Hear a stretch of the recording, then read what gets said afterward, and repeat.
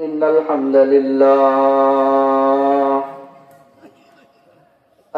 لله نحمده ونستعينه ونستغفره ونؤمن به ونتوكل عليه ونعوذ بالله من شرور أنفسنا ومن سيئات أعمالنا من يهد الله فلا مضل له ومن يضلله فلا هادي له وأشهد أن لا إله إلا الله وحده لا شريك له ونشهد أن سيدنا ومولانا محمدا عبد الله ورسوله أرسله بالحق بشيرا ونذيرا وداعيا إلى الله بإذنه وسراجا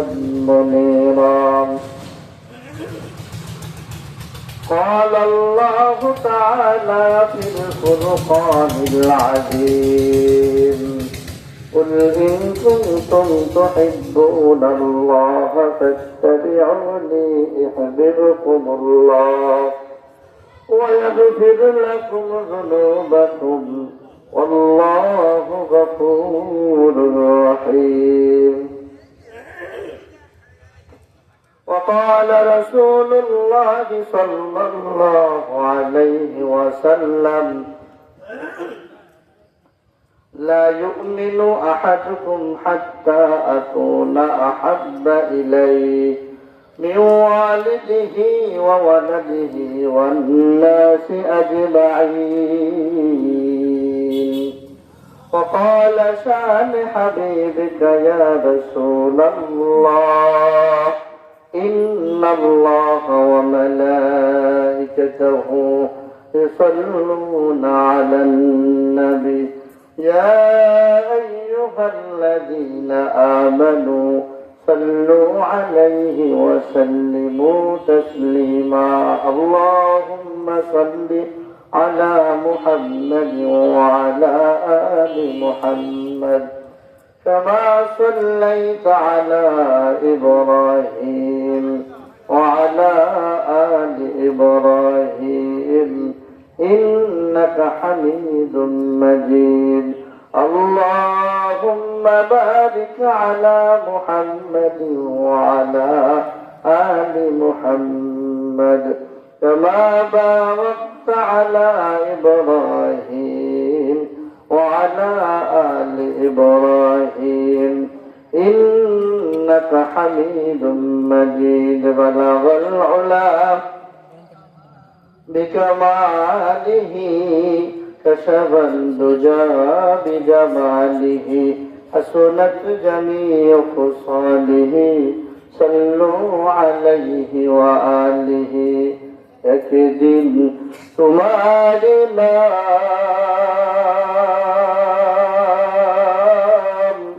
মসজিদে হবে এলান একদিন তোমার নাম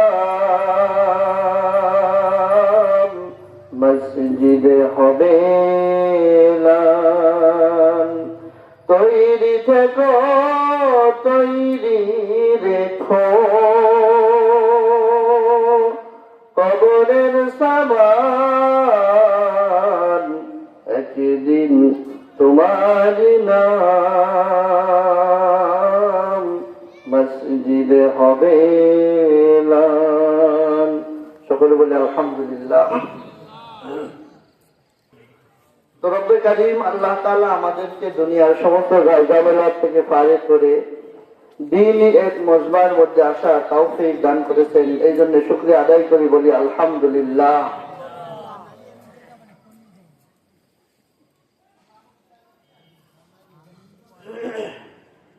আল্লাহ পাকের অশেষ মেহেরবানি যে এই সময় সারা বিশ্বে অনেকেই এমন একটা জায়গার মধ্যে লিপ্ত আছেন যেটা দুনিয়ার বেহায়াপনা অশ্লীলতায় দুনিয়ার সমস্ত দিকের আনাচে কানাচে যারা আছেন একটা দল এমন হচ্ছে সারা পৃথিবীর মধ্যে আজান দিচ্ছে, আর একটা জায়গার মধ্যে গান বাজনা হইতেছে, আর একটা জায়গার মধ্যে আল্লাহ ওয়ালারা দ্বীনের কথাবার্তা বলতেছেন। সব মিলে দিলে একটা দুনিয়া। এর মধ্যে সবচেয়ে ওই ব্যক্তিরাই উত্তম আর দামি যারা রব্বে কারিমের তাসবিহ পাঠ করে, বলে সুবহানাল্লাহ। নির্লজ্জ বাহায় এমন জিনিস আমাদের বাংলাদেশেও ঢুকছে। তারা এমন যে বহুর বিশ্বের যে সমস্ত ন্যাচারালি কালচার, যেটাকে শিখলে মানুষ ধ্বংস হয়ে যায়, ইমান থেকে দূরে চলে যায়, ওইগুলোকে বেহায়াপনা অশ্লীলতাকে দেওয়ার জন্য সারা বিশ্বের ইহুদি খ্রিস্টানেরা বিভিন্ন ধরনের পায়তারা চালাইছে, ঠিক কি ঠিক না? সেইটা ঢুকছে আবার রাজনীতির মধ্যে। আগে তো শুধু এমনি এমনি চেষ্টা করছে, এখন শুধু দল বিভক্ত করে দিতেছে, এই দল না সেই দল, সেই দল না আর দল। বিভিন্ন দলের কায়দায় তারা দুনিয়ার মধ্যে টার্গেট একটাই, বিশ্ব নবীজির আনিত দিন যেন দুনিয়ায় কায়েম না হয়, এই কারণে তারা এই প্রচেষ্টা চালায়, ঠিক কি ঠিক না? কিন্তু তারা জানে না যে এইটা কোনো সাধারণ মোমের বাতি না যে ফু দিলেই নিভে যাবে। এইটা এমন একটা বাতি যেই বাতিটা এসেছে লৌহে মাহফুজ থেকে, বলি সুবহানাল্লাহ।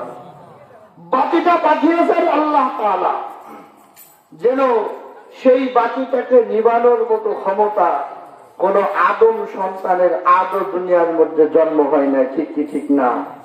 কিন্তু তারা তো চালাইতেছে চেষ্টা, একটার পরে একটা, এইটা না সেইটা। শেষ পর্যন্ত কি বলতে চাইতেছে যে সৃষ্টির শ্রেষ্ঠ জীব মানুষের মধ্যে আবার শ্রেষ্ঠ একজন মাখলুকের মধ্যে একজন নবী আছে, যার নাম সাইয়্যিদুল কায়নাত, বিশ্ব নবী জনাবে মুহাম্মদুর রাসূলুল্লাহ সাল্লাল্লাহু আলাইহি ওয়াসাল্লাম। আজ তার চরিত্র নিয়ে মানুষগুলি কথা বলছে, ঠিক কি ঠিক না? বলে না?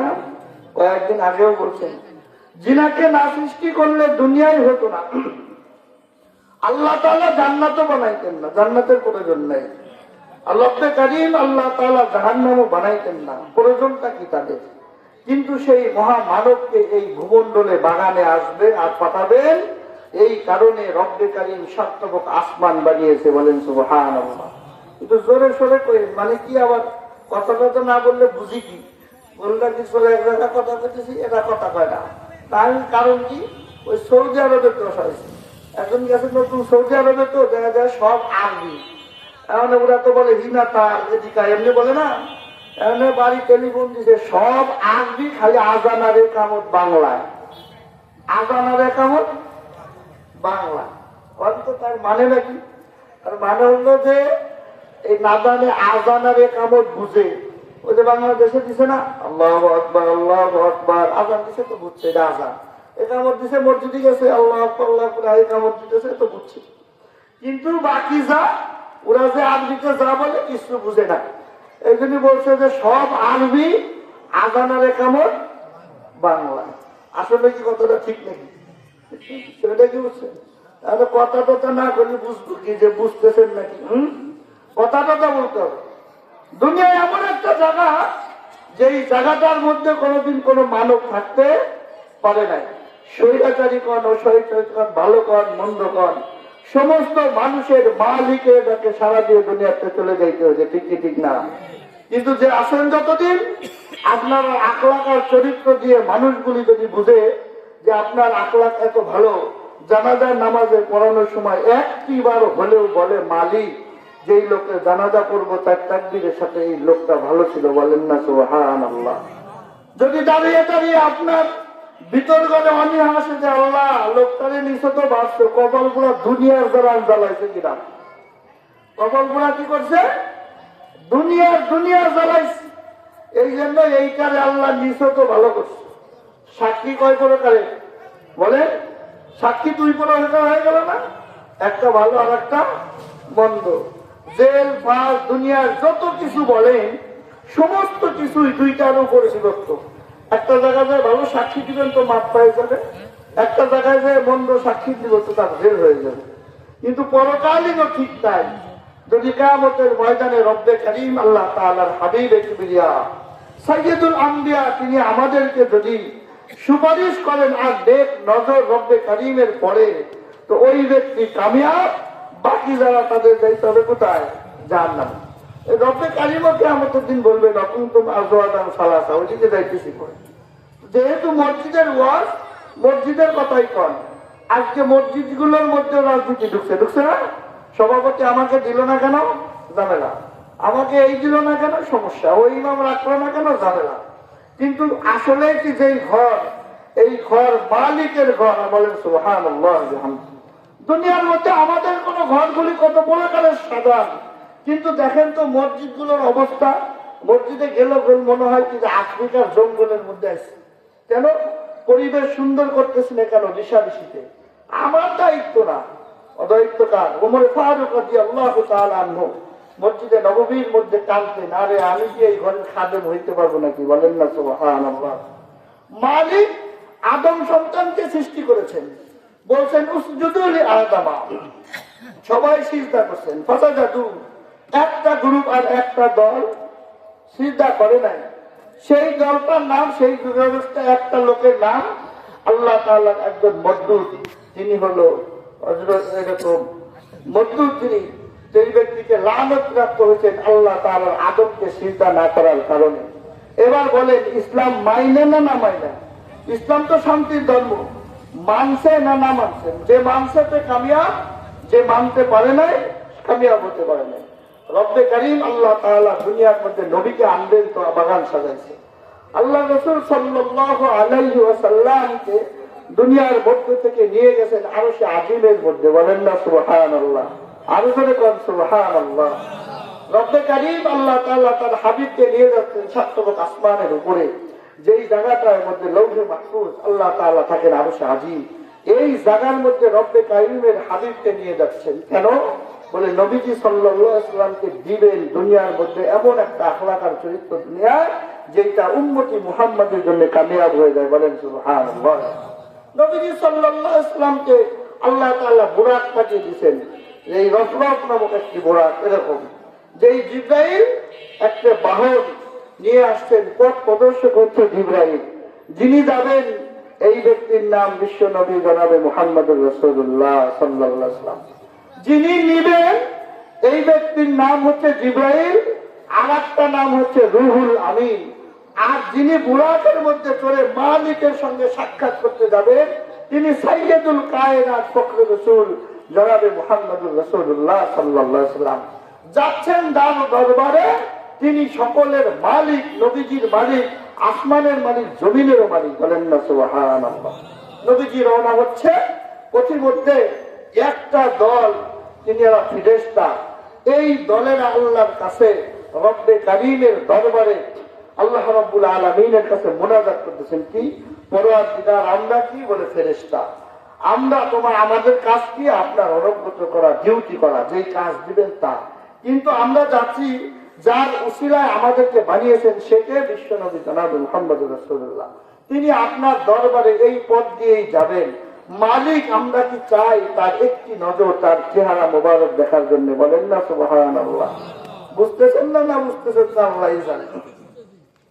নবীজিকে নিয়ে যাচ্ছেন আরশে আজিমে, যেই ব্যক্তি মুনাজাত করছেন, যারা একটা দল ফেরেশতা, আল্লাহ তাআলা এই দোয়াকে কবুল করছেন, নবীজিকে দেখাবেন।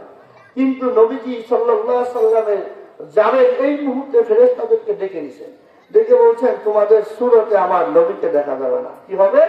বলে আমার নবীকে দেখার সূরত হবে তোমাদের ভিন্ন। একটা গাছের মধ্যে থাকবা, সেই গাছটার নাম সিদরাতুল মুনতাহা। বলেন না সুবহানাল্লাহ। ওই গাছের মধ্যে তোমরা সোনালী রঙের পাখি হয়ে যাবা, আরশে আজিমের দিকে পা দিবা, তোমাদের মাথাটা থাকবে নিচের দিকে, আর তোমাদের জবানে থাকবে নবীজির উপরে দুরূদ ও সালাম। বলেন সুবহানাল্লাহ। মুসলমান ভাইরা আমার ভালো করে বুঝেন, বিশ্ব নবীজি সাইয়্যিদুল কায়নাত ফখরে রাসূল জনাবে মুহাম্মদুর রাসূলুল্লাহ সাল্লাল্লাহু আলাইহি ওয়াসাল্লাম রফরফ নামক যে বুরাকের মধ্যে চলতেছিলেন, যাইতেছিলেন আরশে আজিমের মধ্যে। পথিমধ্যে একটি গাছ, ওই গাছটার নাম হলো সিদরাতুল মুনতাহা, একটা বড়ই গাছ। বলে হাতির কানের মতো বড় বড় পাতা, ওই পাতার মধ্যে রব্বে কারীম লিখে দেন সমস্ত মানুষ কবে জন্ম নিবে,